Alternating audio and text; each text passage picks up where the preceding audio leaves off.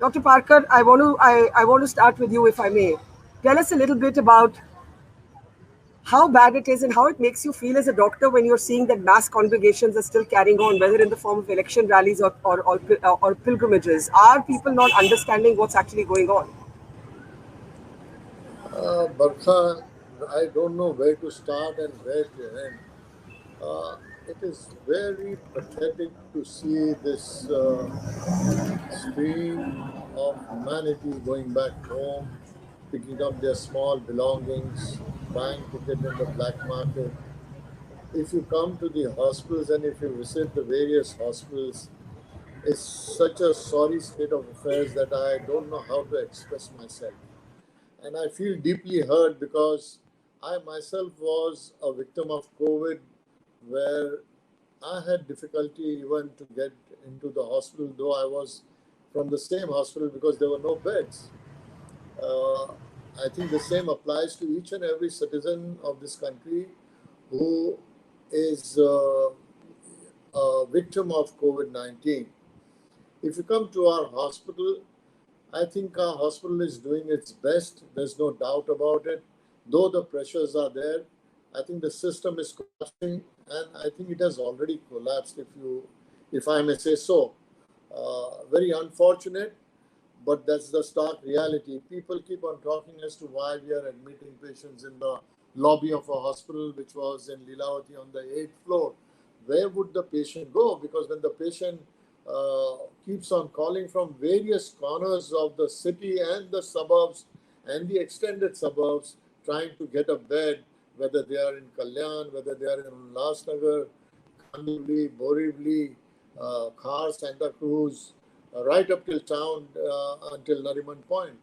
So when they keep on attempting, they are so scared that they might collapse on the way. And when they come to our hospital, we can't just push them out either. So what do? We have temporarily given them all the possible treatment on the chairs, on the wheelchair, in the triage, where we have created beds, uh, and then we move on when the beds are made available on the floors, whether it is the COVID ICU or it is the COVID wards. I think it is very inhuman, and we all have to fight this COVID 19. It's a desperate situation. And please don't tell me that, this will get over in a month's time, this will get over. It's not so, it's more than a year. We started on somewhere around 23rd of March last year, and today we are in the month of April. Uh, how long can we sustain? It's not a blame game. We all weren't prepared for it. Maybe we did not even know what was the type of treatment which we should give.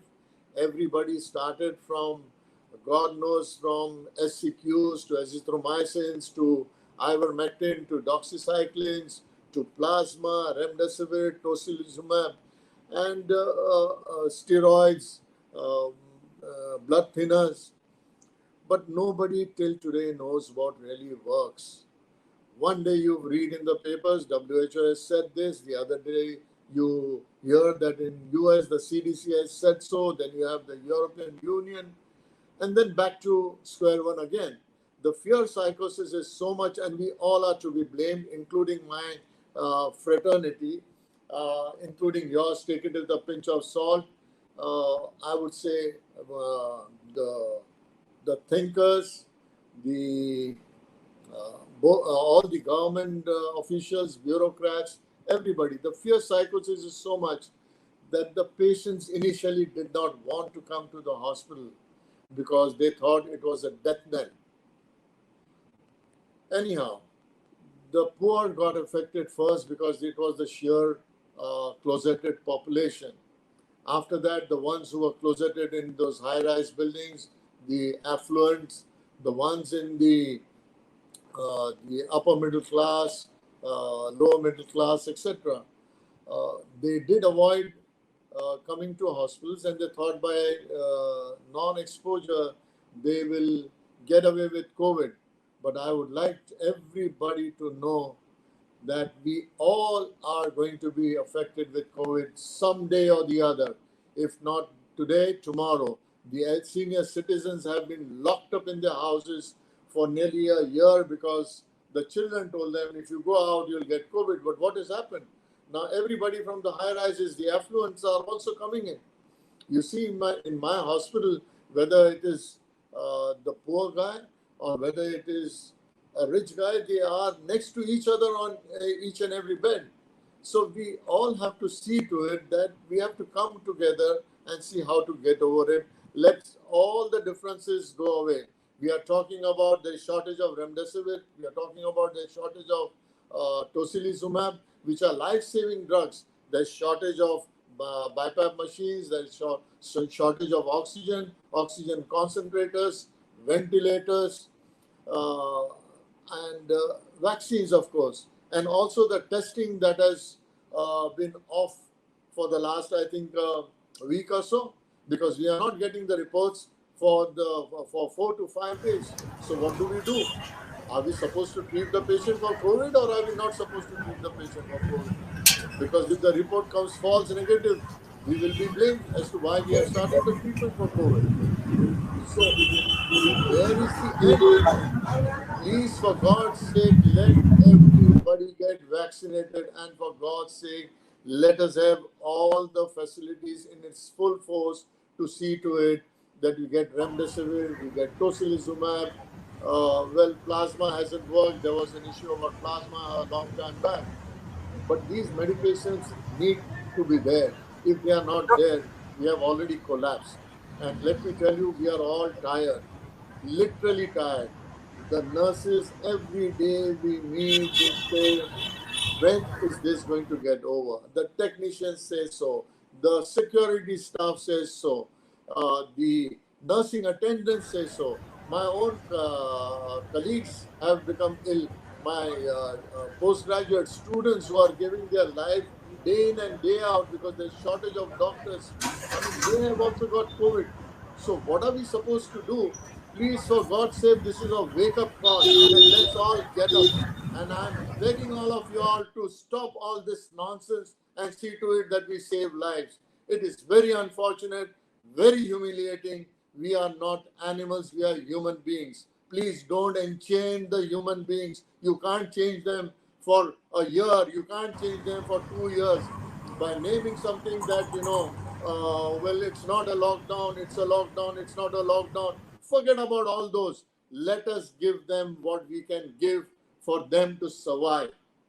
Please, for God's sake, I'm begging with folded hands on your channel so that everybody hears this loud and clear.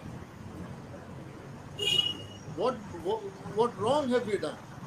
When we admit patients, if my hospital management thinks that we should admit patients if they have admitted in the lobby, what wrong have we done? Have we admitted them in a bloody toilet or something? We are treating them, we are giving them oxygen, we are giving them medication, we are giving them nurses. What more can we do? I can understand. You can't tell me that if my building has got 10 stories and I need another 5 stories, where will the hospital bring it from?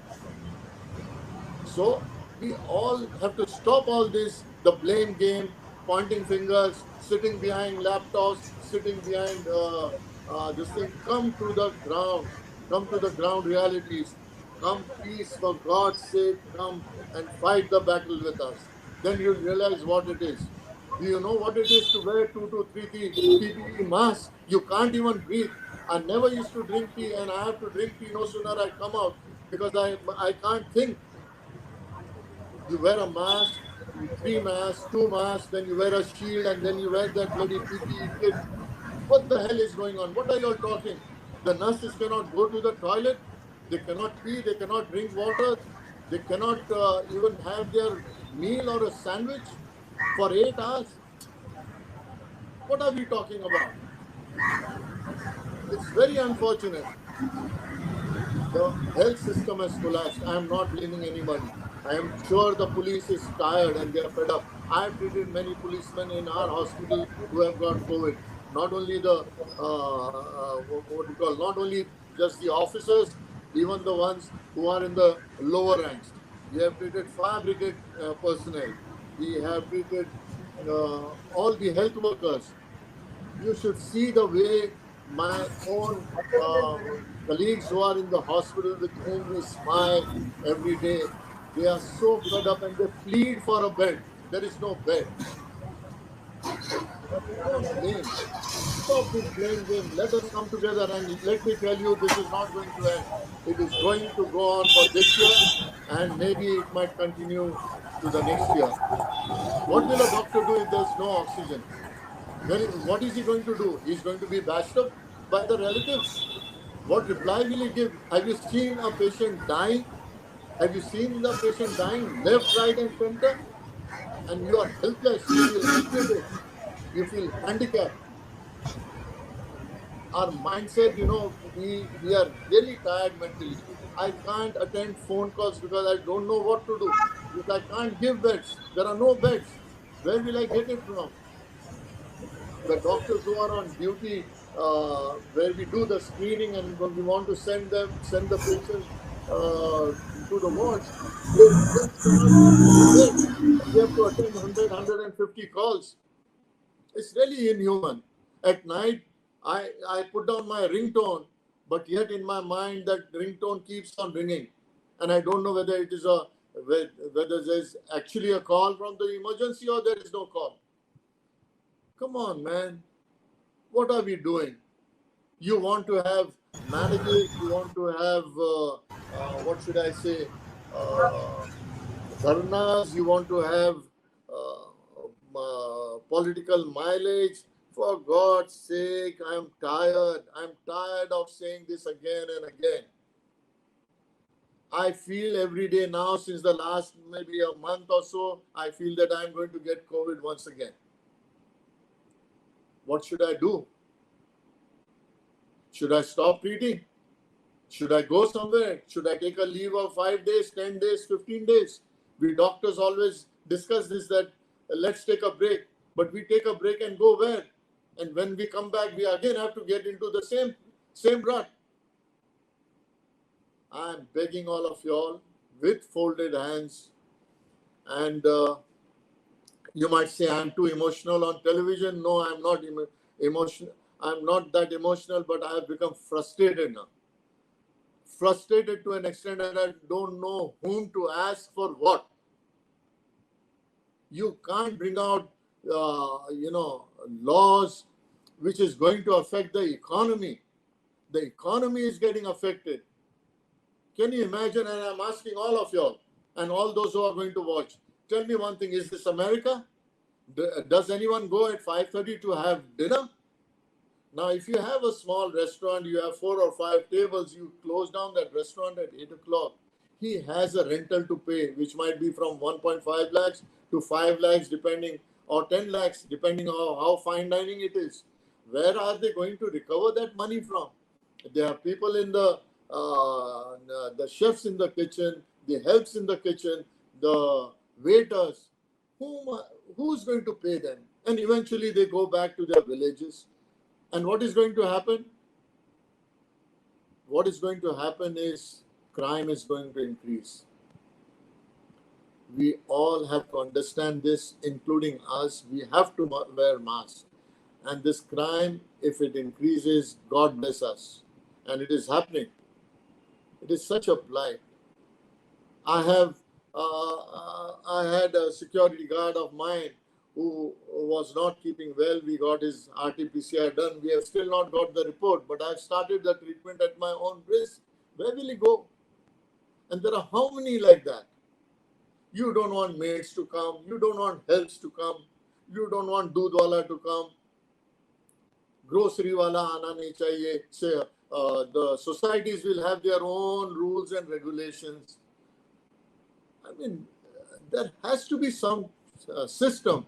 The protocols need to be placed. You see America, you see the European Union. They have their protocols in place, yet they had a collapse. So we are bound to, because our population is such, we are bound to. It's not that government does not want to do, because now what has happened is that the governments don't know what to do. So it is we citizens who have to collectively come together and do something and see to it that we help the government to tide over this crisis. I just, I heard the other day, I heard that it is taking four days for cremation. Can you imagine that? What are we? yeah, Doctor. I always think that I'm strong enough to have surgical like detachment when I report news, but I can't control myself listening to you. It has been so disturbing because you've spoken from the heart, and I actually thank you for your emotion, because I think we've all pretending that this is about data and numbers and not about people, and that it's not about real families, and it's not about real loss, and it's not about deaths. There are 5-year-old children in hospital, and one has to see it to believe it. And I'm grateful to you for that emotion.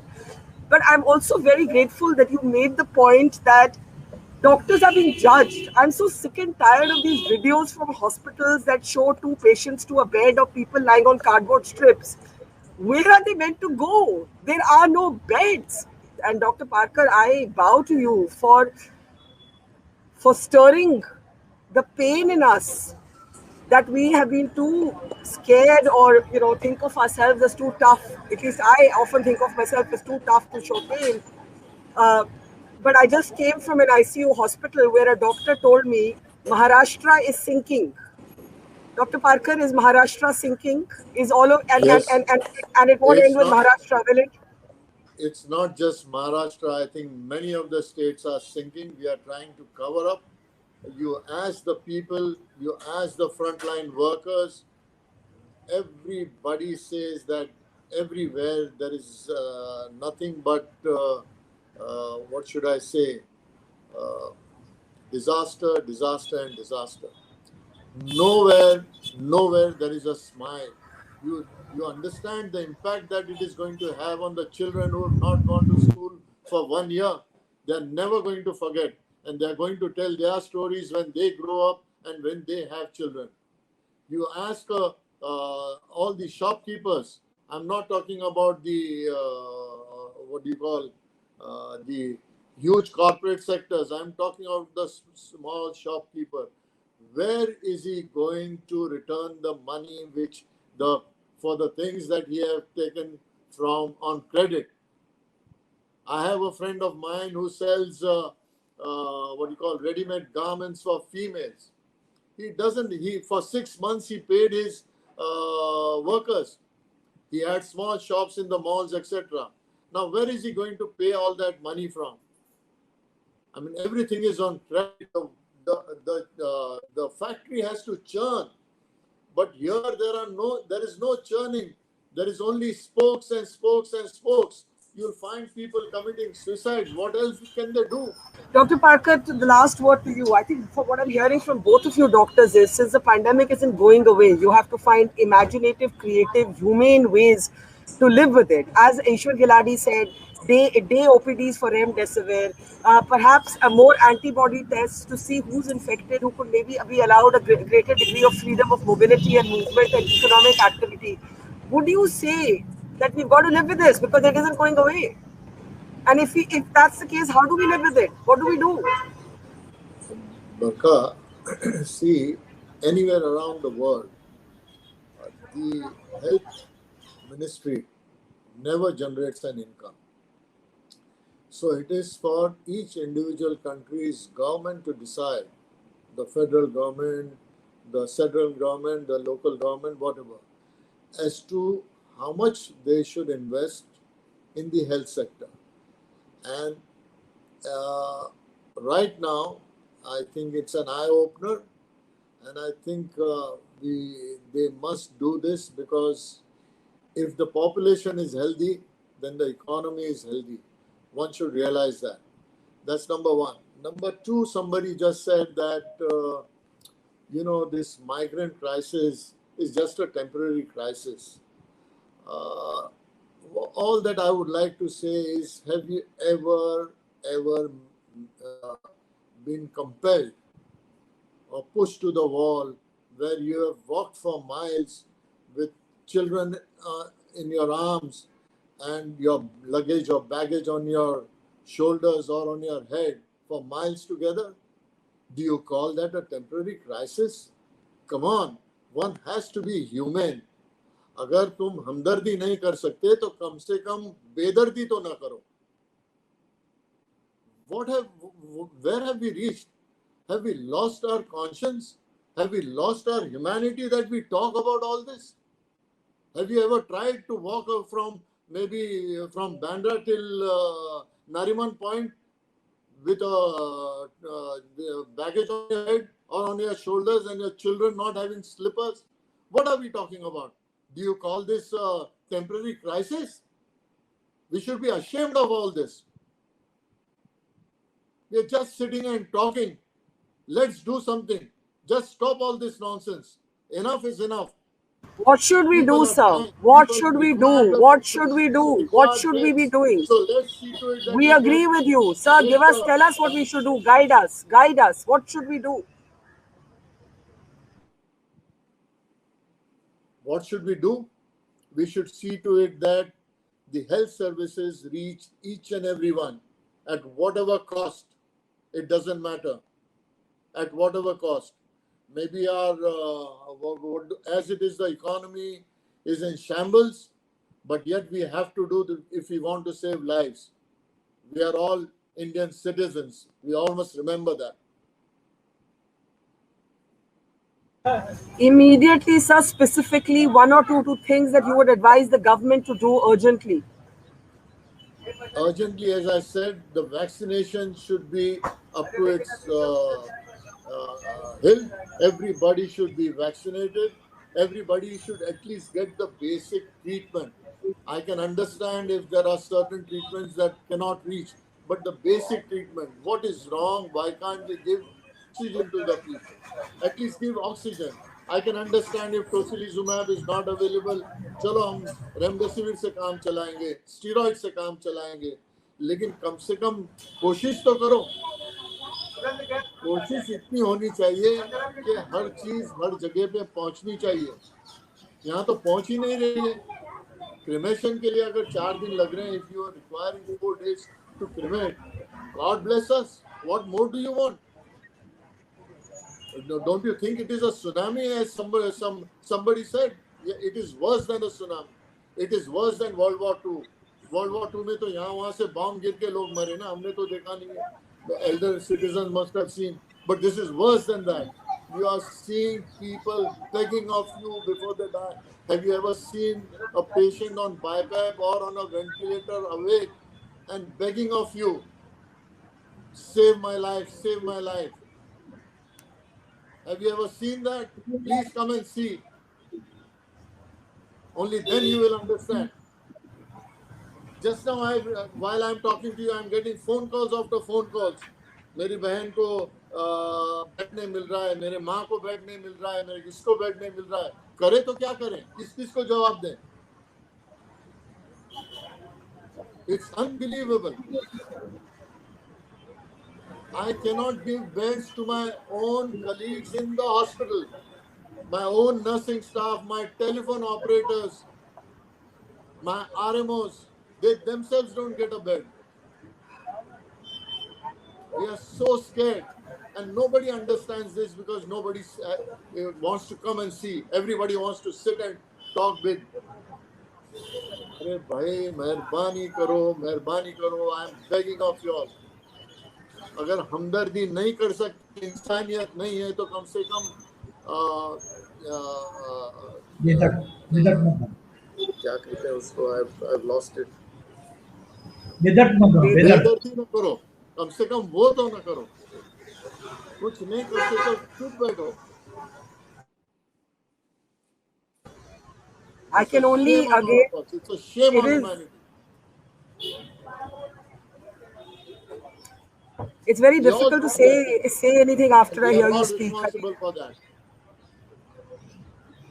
Yeah. Let everybody, right from the lower middle class to the upper middle class to the rich, let them pay more. What wrong do you lose? 250 का vaccination है, 500 दिए तो क्या हो गया? एक को तो फ्री में मिलेगा. 1000 दिए तो क्या हो गया? 4 को फ्री में मिलेगा. क्या गलती है? अगर वो लोग गरीब हैं तो उनकी गलती क्या है, मुझे ये बताओ।